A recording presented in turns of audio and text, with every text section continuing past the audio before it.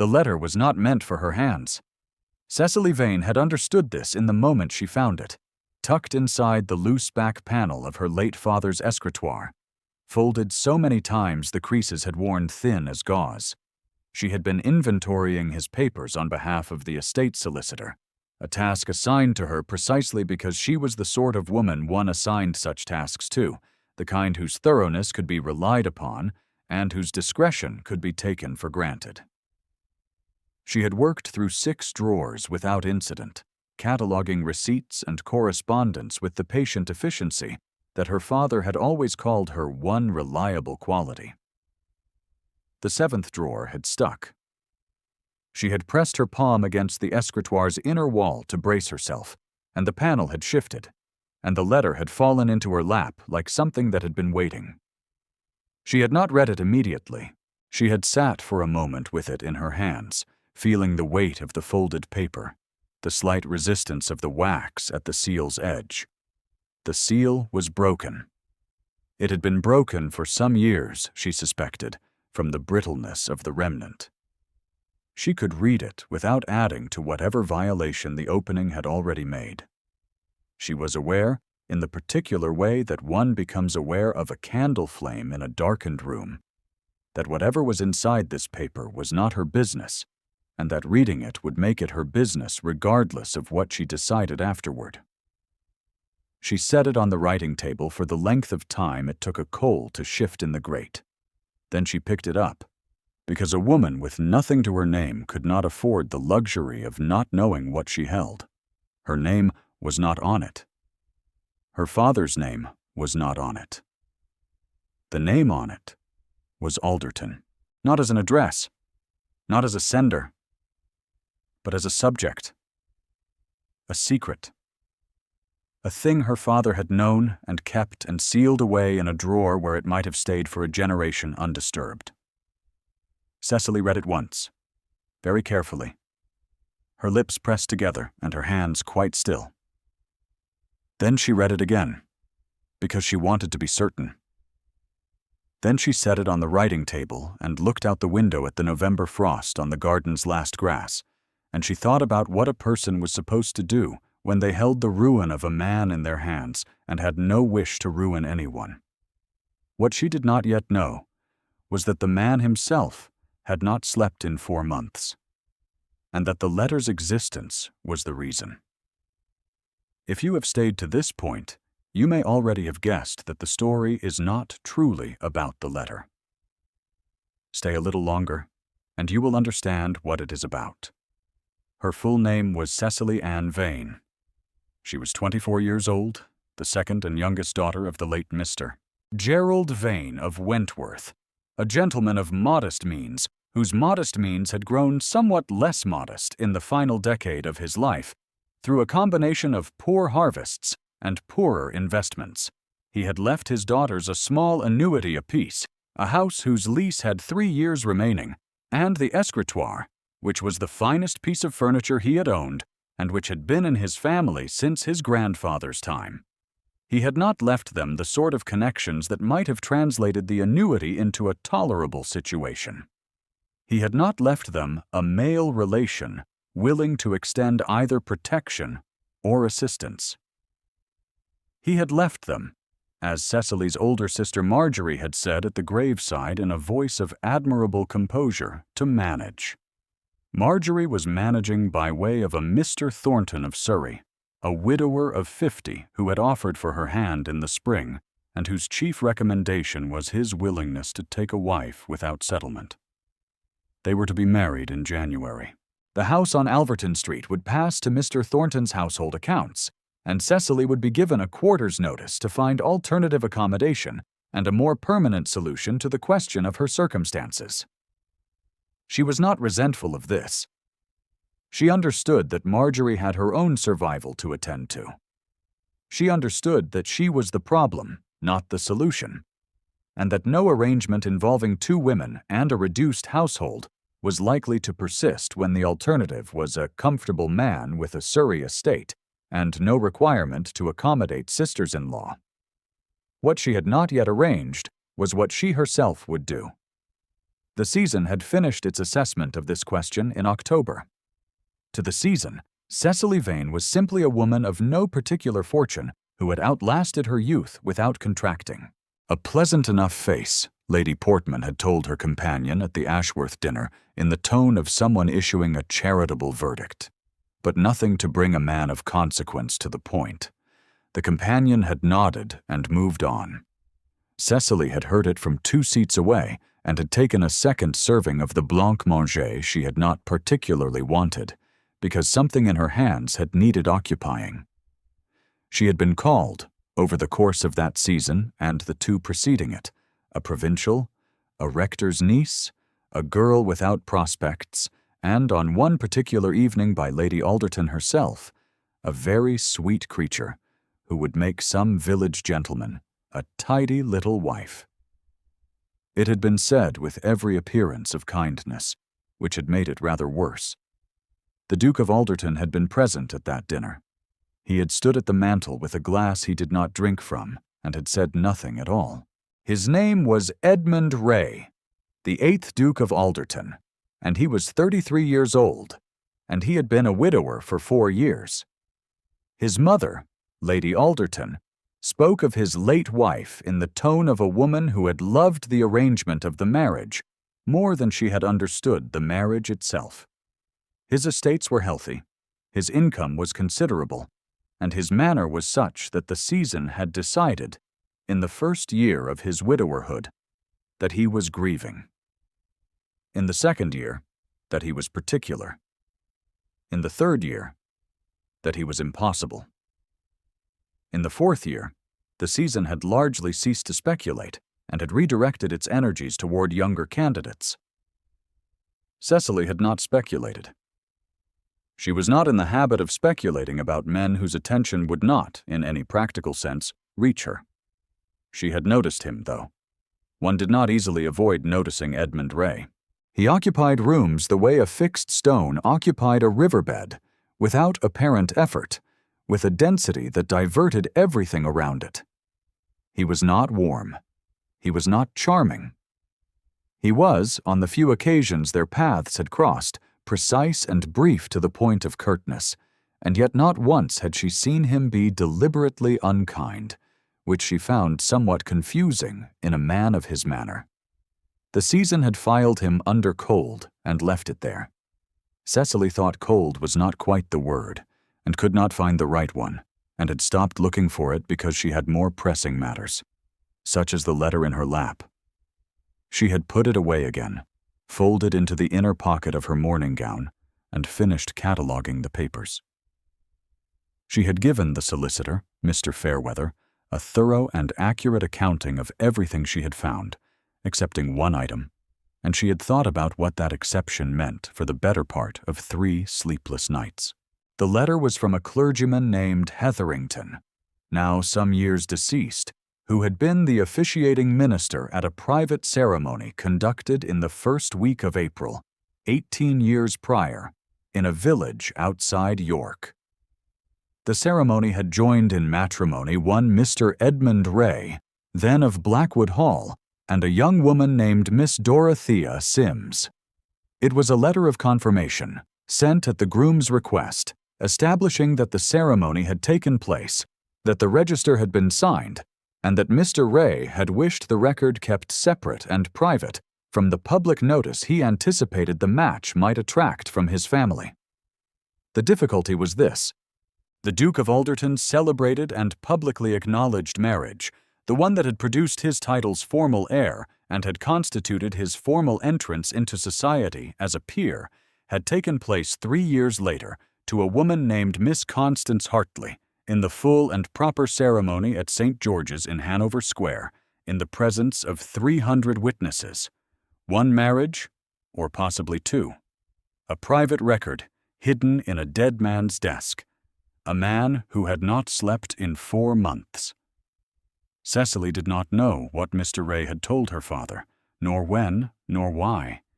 She did not know whether Miss Sims had lived or died or gone elsewhere. She did not know whether the private marriage had been dissolved through some legal channel she could not name, or whether it sat still unremarked in a parish register in a village outside York, waiting. She knew only that her father had kept the information and had sealed it, and had apparently chosen silence, and that silence was now the question she had inherited.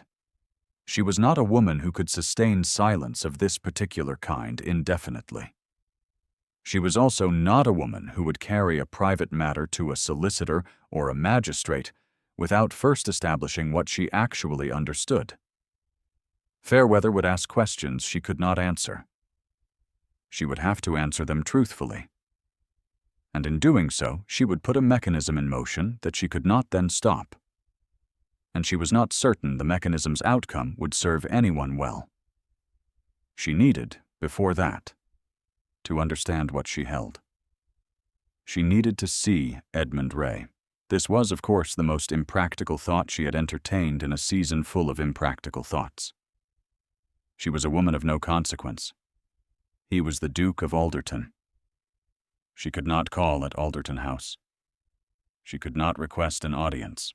She could not send a note without explaining its purpose, and explaining its purpose in writing was precisely the thing she could not safely do. The information in the letter was not hers to distribute, not even in abbreviated form, not even to the man it concerned. She sat with this problem for 2 more days, and then Marjorie solved it by accident. Marjorie's future mother-in-law, a Mrs. Thornton of rather more social energy than her son, had procured an invitation to a small card evening at the Cavendish house, and had included Cecily in the party on the grounds that a future sister-in-law ought not to be left at home with one's mourning. The Cavendish house was on Curzon Street.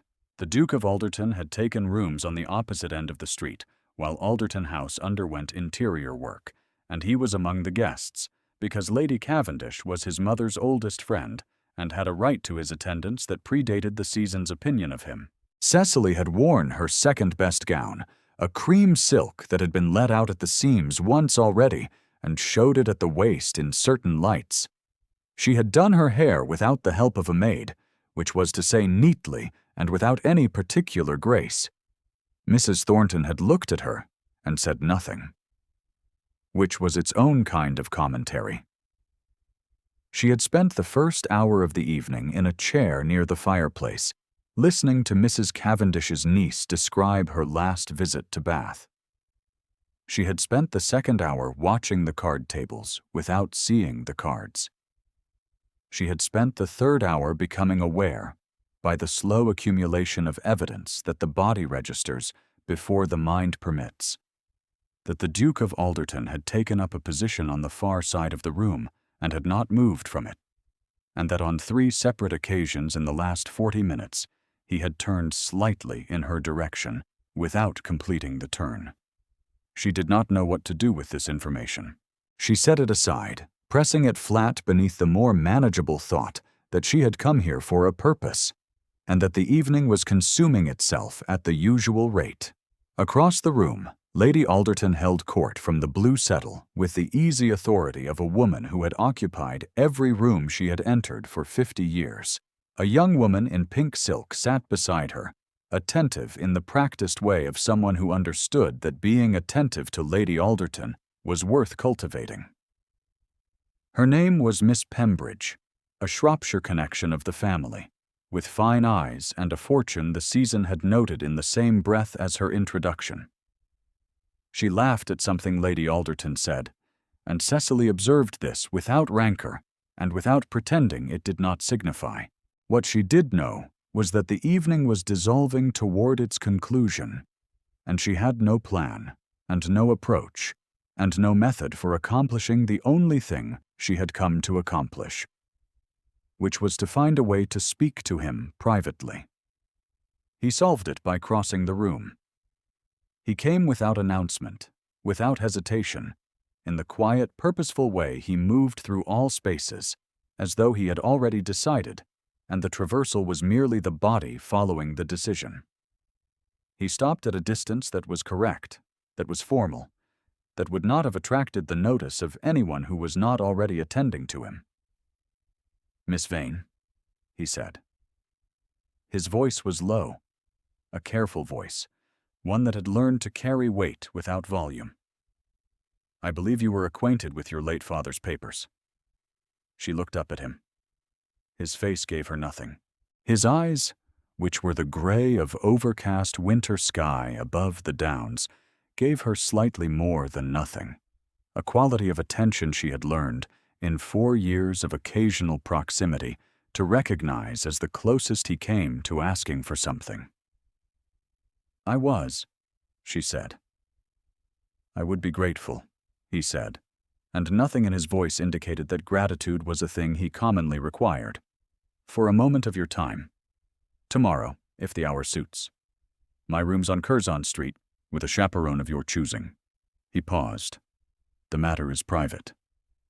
She held his gaze for 3 seconds. She felt the letter in her pocket, though she had not brought it with her tonight, though it was a 1/4 mile away in the escritoire's lowest drawer. She felt it anyway. 11 o'clock, she said. He inclined his head and turned and crossed the room again. She arrived the following morning with Mrs. Thornton, who had been persuaded with rather less difficulty than expected on the grounds that a future sister-in-law's reputation required attending to, and who established herself in the antechamber with a cup of tea and an expressed interest in the morning papers. The Duke of Alderton received Cecily in a small sitting room off the main corridor, a room with none of the grandeur one might have expected, and all the spare precision of a space organized by someone who thought in categories. His secretary withdrew. The door remained open, as was correct. He stood at the window. He had his back to her for a moment after she entered, and she used that moment to steady herself, to take inventory of the room, to remember that she was not here to be managed by the strangeness of the situation, but to speak plainly, and return home with something she understood. When he turned, his face was very still. "You found it," he said. It was not a question. "I found a letter," she said, "from a clergyman named Hetherington, addressed to no one in particular, describing a private ceremony in York some 18 years ago." "Yes. I have not spoken of it to Mr. Fairweather," she said. "I have not spoken of it to anyone. I do not intend to until I understand what it is I have found." He looked at her steadily. Something shifted at the corner of his jaw, a tightening and a release, the kind of movement a man made when he had expected worse and received only what he had most feared, which was still, apparently, better. "Dorothea Sims died," he said. "In the November following our marriage. A fever. She was not yet 18 years old." He said it in the tone of a man who had said it before only to himself, in the dark, and had therefore never entirely finished saying it. "My father had opposed the match. I had gone to York without his knowledge. I had kept the record, intending to secure its privacy until I could manage the announcement on my own terms. She died before the announcement was made." Cecily said nothing. She held the shape of what he had told her, feeling its weight, its particular quality of grief. "Your father was my father's solicitor before he retired to Wentworth," he said. "My father consulted him at some point after Dorothea's death. I do not know the specifics of what was disclosed or what was asked. I knew only that your father had been told something, and that he had kept it, and that after his death, I did not know what had become of the record." "He kept it sealed," she said. "He had not acted on it. I know that now." He looked at the window briefly, then back at her. "I would not have known where to find it. There was no legal obligation. Dorothea left no family that claimed her. The marriage produced no child. The private record exists in the Hetherington Register, which is to say in the custody of a parish that does not know its significance, and in a letter in your possession." She understood then the full architecture of what she was holding. Not the ruin of a man, as she had first imagined. The record of a grief that had never been publicly permitted. A first marriage that had been lawful, that had produced no complication, that had ended before the world had known it existed. A second marriage, 3 years later, to Constance Hartley, undertaken in full legality. The letter was not proof of fraud. It was proof of sorrow. "You have been waiting," she said, "to know what my father intended." "I have," he said. The words were level, stripped of everything except their precise truth. She thought about the morning she had found it, the frost on the garden, the 3 sleepless nights. She thought about the season's verdict, the cream gown let out at the seams, the easy dismissal of a woman with nothing particular to recommend her. She thought about her father, who had been a careful man, a private man, a man who kept things because he did not know what else to do with them. "My father intended nothing," she said. "He kept the record because he was a thorough man, and because he did not feel it was his to destroy. I believe he was waiting for you to tell him what you wished done with it, and you never came. He never approached me." "He would not have," she said. It was not his question to raise. Silence settled between them, the kind that had texture and temperature, that was not empty, but full of all the things that had just been said, and could not be unsaid. "Miss Vane," he said at last, "what do you intend to do with it?" She met his eyes directly, because this was the question she had been working toward for 5 days, and she had the answer ready. "I intend to return it to you," she said. "The letter belongs to your history, not mine. It carries no implication of wrongdoing, and its continued existence in my possession would serve no one. What you do with it afterward is your own affair." He was quiet for a moment that was longer than most of his moments. His face remained still. She watched the stillness and thought, not for the first time, that stillness of that degree was never absence but suppression, and that what was being suppressed was something she would not allow herself to name. "That is," he said carefully, "a significant trust to place in a man you barely know." "I know you better than you think," she said. "I have watched you for 4 years, Your Grace. I have seen you speak kindly to your steward when you thought no one observed.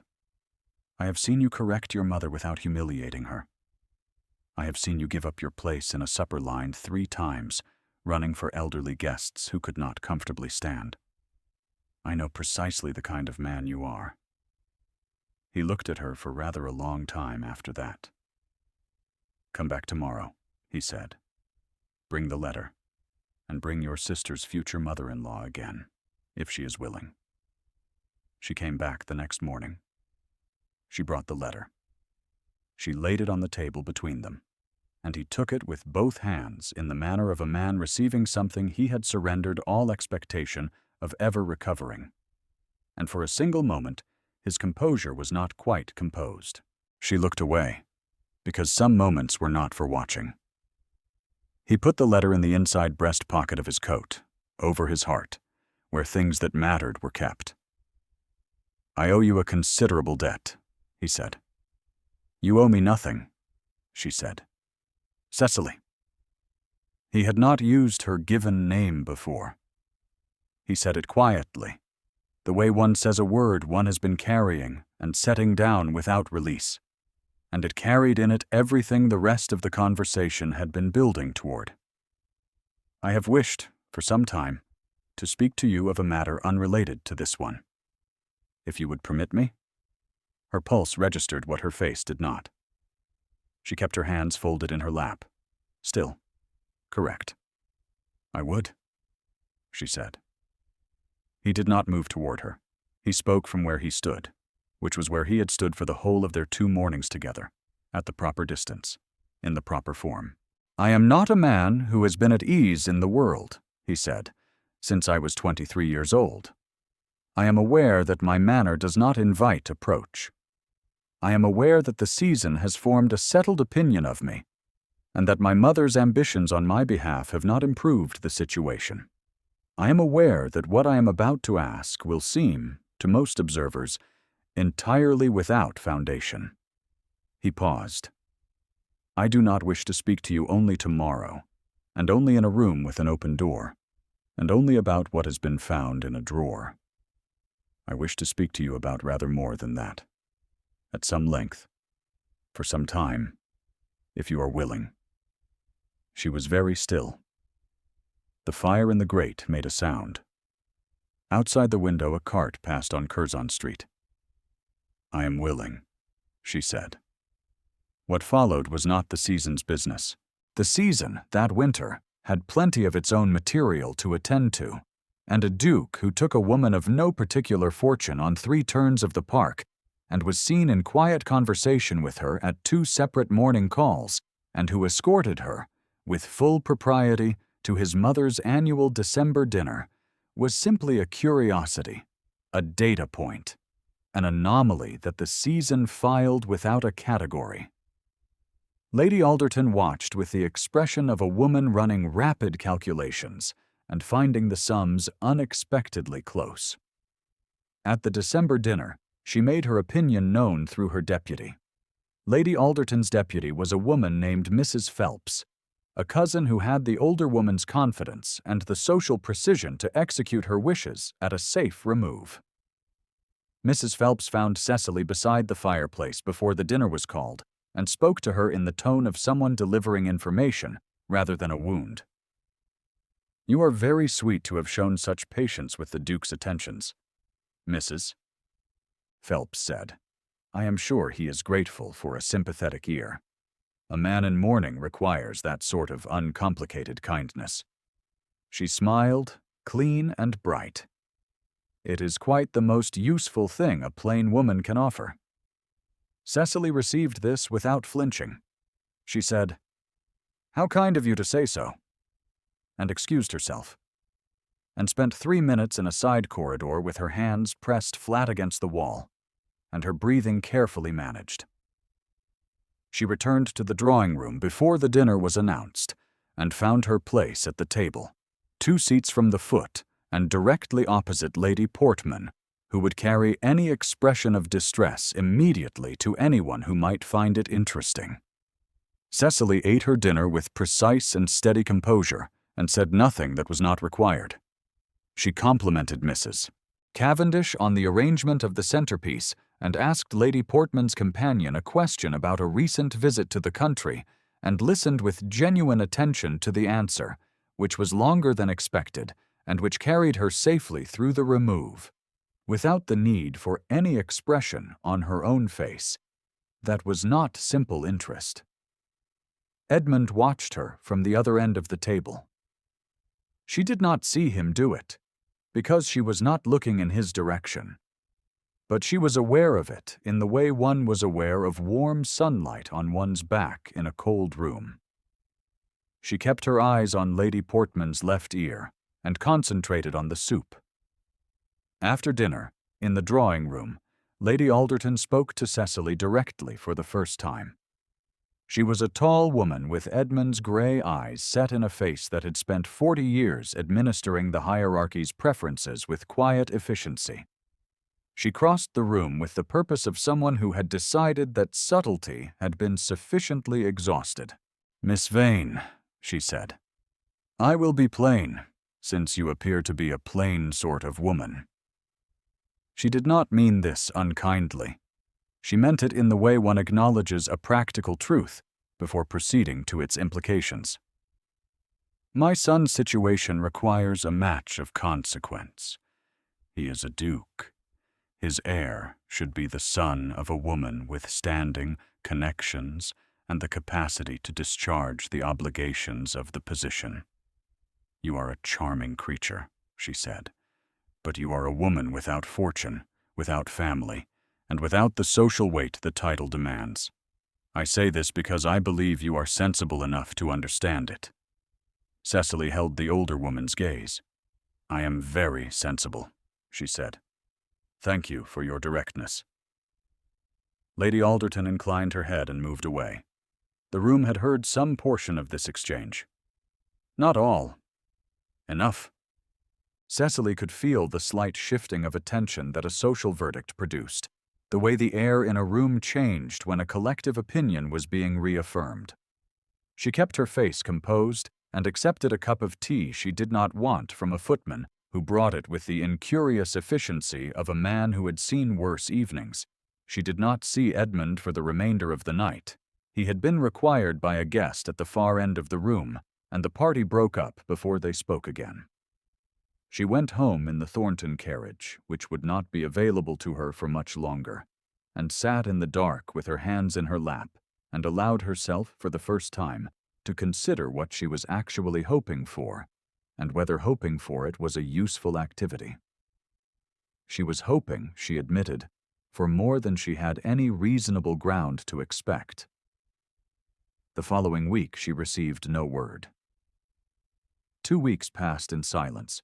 Marjorie's wedding preparations occupied the house in a way that left little room for other thoughts, which was perhaps a mercy. Cecily sewed seams and addressed correspondence and listened to Mrs. Thornton describe the arrangements for the Surrey house. And she thought about Edmund Ray with the careful intermittency of a woman who has decided to stop thinking about something and succeeds only partially. She had thought, in the days immediately following the December dinner, that he might send a note. She had considered this with the disciplined even-handedness of a woman conducting an honest assessment of her situation. Decided a note was probable, then that probable was not the same as certain, and had settled on the expectation of nothing, which was the safest expectation she had ever learned to carry. She was not a woman who fell into despondency easily. She had her father's patient endurance and her own quality of making herself useful, and she applied both to the question of Marjorie's trousseau and the question of where she herself might find a position after January. These were practical questions. They kept her mornings occupied and her evenings from becoming something she would not name. On the 20th of December, a card arrived. It was from Lady Alderton, requesting Miss Vane's attendance at a small gathering of family and close friends on the 22nd. The card offered no explanation beyond the date and the address. She went. She wore the cream silk again, because it was the best she had, and she did not pretend otherwise to herself. The gathering was small. 12 persons. The family and close friends Lady Alderton had described turned out to include a solicitor named Mr. Crane, who Cecily did not recognize, but who Edmund greeted with the ease of long acquaintance, and a woman she would learn was Mrs. Holloway, Edmund's late wife's elder sister, who had come down from Northumberland for reasons that were not immediately clear. Lady Alderton greeted Cecily in the entrance hall with the expression of a woman who had not quite decided whether she was pleased by the proceedings. "Miss Vane," she said, "Edmund wished you present." She was shown into the drawing room. Edmund was at the fireplace. He had his back to the room, one hand on the mantelpiece, in the particular attitude of a man gathering himself before a thing he is about to do that cannot be undone. She had a moment, 3 steps inside the room, to observe this before anyone else in the room registered her arrival, and she spent those 3 steps memorizing it, the line of his shoulder, the slight forward set of his head, the way even in stillness his body communicated a quality of intention that other men expressed through motion. He turned when she entered.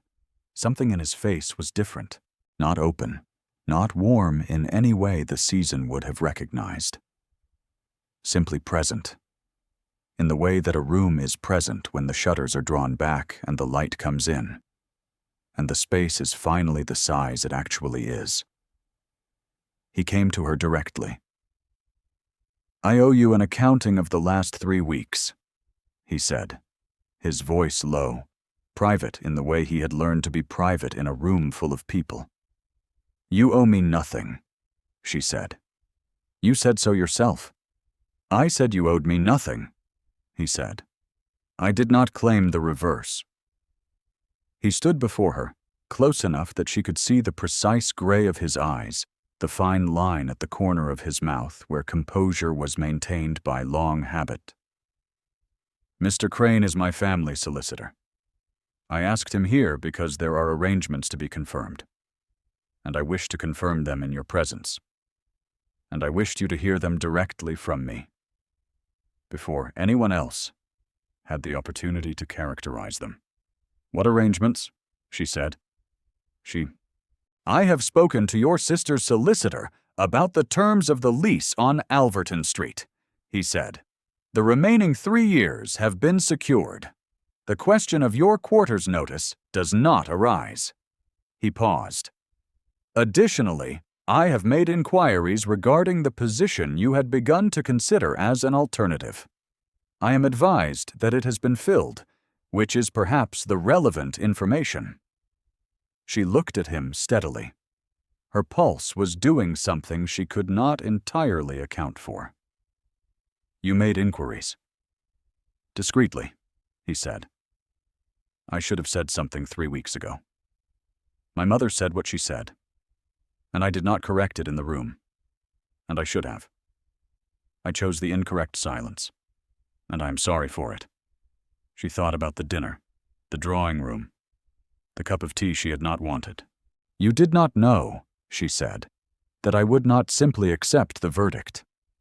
"I knew," he said very quietly, "precisely the kind of woman you are, Miss Vane."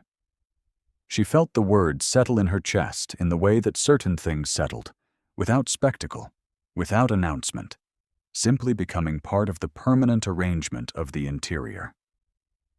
"Cecily," he said. The second time he had used her name.